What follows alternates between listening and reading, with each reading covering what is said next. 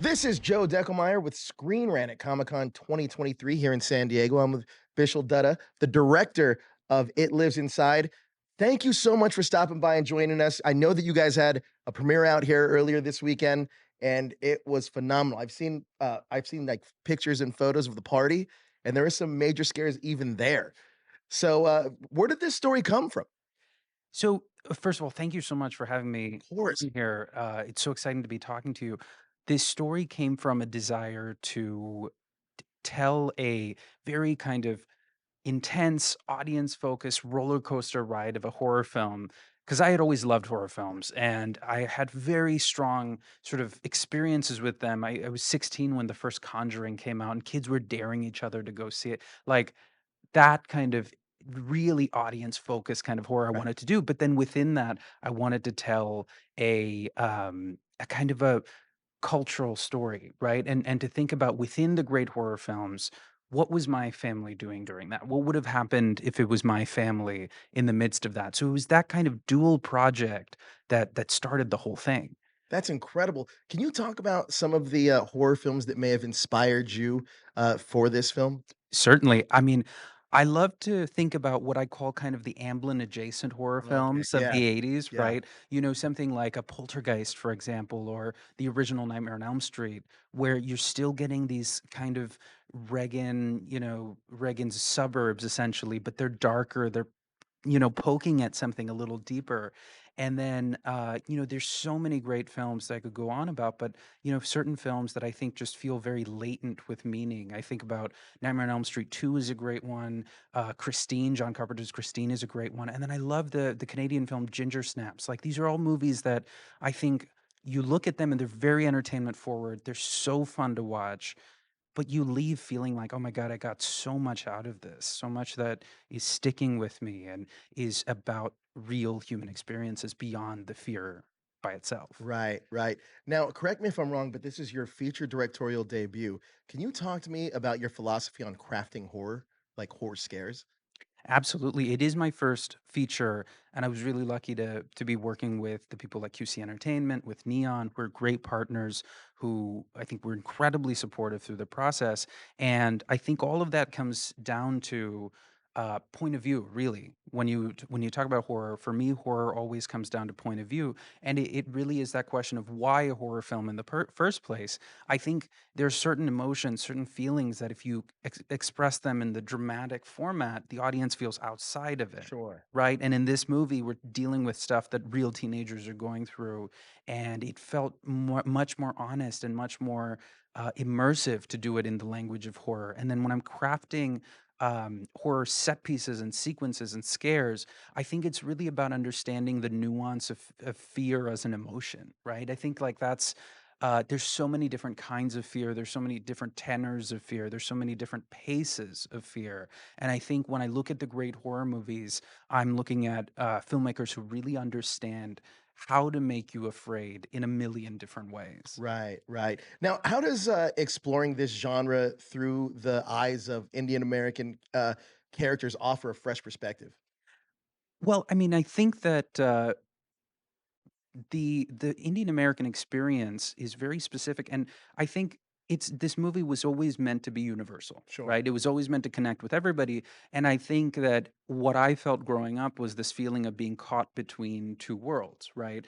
And I think that many people who immigrated here are going to feel that. And when people ask me, "Is this an Indian film? Is it an American film?" In my mind, it's both, Sure. right? Just as I am both, Right. right? And when I'm thinking about the horror genre and what it adds, I think that no genre is better at expressing these kind of internal conflicts. And what I felt growing up in maybe middle school or high school, this feeling of outsiderness, this feeling of a gaze, those kind of intellectual ideas, I felt like, okay, that's a great foundation for a horror film because Right. those feelings are universal because we all feel them, especially in a time like high school. And then it's an easier kind of more intuitive step to work in real scares Sure. when the foundation of the story already has that kind of scary core to it. Right. Now, what did you learn from directing this film that you'd be able to take on future directing projects? And can you talk to me about some of the maybe unexpected challenges about making this film? Absolutely. I mean, I can tell you that my understanding of filmmaking is night and day. A lot of that is learning from really some of the best people in the business, Right. right? That's what made this such a huge opportunity for me. But for me, some of the things I learned, like I think a lot more about uh even more now about the audience experience. I think that that has become so important to me. It was always important to me. I think it's important to all of us who make horror films because we're sitting there, we're writing the movie, we're cutting the movie, and we're always imagining the audience in our heads going, "Ooh, ah," like there's that sort of visceral Sure. response to it. But I think that I've honed that skill even more now, and as I'm writing something new, for example, I'm constantly thinking about, okay, well, if I'm in a packed room with 200 people, how are they feeling at this exact moment? Are they recoiling? Are they leaning in? And wanting to give the audience a very dynamic experience through the movie, through the entire runtime of the Right. movie. Now, this is your first Comic-Con, right? It is my first Comic-Con, You yes. enjoying it? Absolutely, it's unbelievable how much passion there is. I mean, I love being in places with passionate people, and here it's just like it's this cornucopia of people who love media, who love, comic books and video games and movies, and it's infectious to be part of. Absolutely. Now, is this the first time that the public was able to see the film The out here in film San is Diego? played the film is played a couple of times, and I've been very lucky with where we played. We premiered the film at South by Mhm. Southwest, which again, another hub of just Yeah, such I excitement, love that right? place. Isn't it great? It's one of the best, not only, its festivals, but cities to hold that I City. love Austin. And the food is incredible, and the culture is great, the music is great. It's just been a wonderful year, and we played at a lot of lovely festivals, Overlook Film Festivals in New Orleans. That was a whole experience. I went to New Orleans for the first time. Great Unbelievable city. place. Yeah, truly amazing city. And then, we had our European premiere in Switzerland, and so it's really been this incredible year for me of getting to share the movie with a lot of different kinds of audiences, people who are going to the movies for very different things. Sure. And each time there's something so gratifying when someone really latches on to what the film is trying to do and says, "Okay, I'm buying into this." I've seen so many different people buy in, and it's really it makes me wanna keep doing this Right. forever and ever. Well, let's talk about your brilliant cast because, I look, they are I've seen the trailer, they're absolutely great in this film. What did they bring to their roles that wasn't necessarily on the page? I absolutely love actors, and I think that so much of my job is to create space for them to do what they do and is not to be overbearing. And in this case, I mean, what an ensemble. These actors are the best I've ever worked with and just utterly incredible, right? Megan Suri, Neer Bajwa, Betty Gabriel from Get Out. I mean, Vic Sahay, Gage Marsh, Mohana Krishnan. I mean, these actors filled so much of what was in the script, what felt, ultimately, what felt like a surface level story, you know, I like to have that feeling on the page so that the actors are coming in and looking beyond the surface of the dialogue, Right. right? Because in the script, you want it to be dialogue heavy. You want there to be a clarity always at the surface level. But as the actors are performing it, I find myself trusting them so much in their performances that I'm just cutting dialogue Right. left and right. And so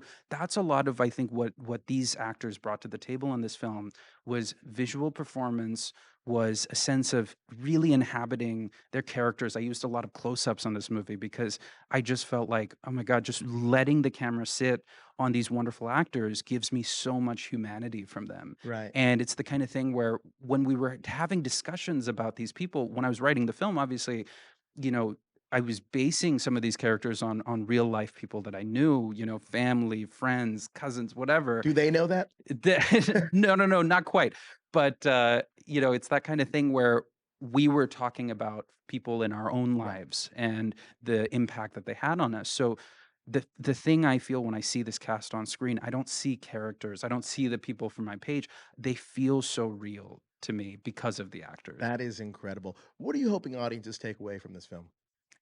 I think there's a bifurcated sort of intention of the film, which is first and foremost to entertain. Is to do the kind of horror movie that at 13, 14 got me so jazzed about the genre And it going to the movie theater, we have an incredible studio on this film, Neon, who is so committed to the theatrical experience and what makes it magical. And I remember going to see, a movie like Paranormal Activity or Insidious, and just being utterly floored and speechless, and people screaming and holding their breaths and holding hands. And I want to do that for people. Those are Right. the kinds of movies I want to make. But within that, I hope that that audience that goes to see the film sees something unique within the canon of horror, Right. of this kind of very fun kind of horror, that they get to see a real family, a family that looks like their family or behaves like their family, and they feel a sense of reality to it. That's amazing. Well, look, I know this is your first Comic Con. I want you to go hit the floor, check some activations out, and just enjoy the experience. Thank you so much for stopping by. It's an honor to talk to you. It's a pleasure. Thank you so much, man. Thank you. It's a pleasure. Appreciate it.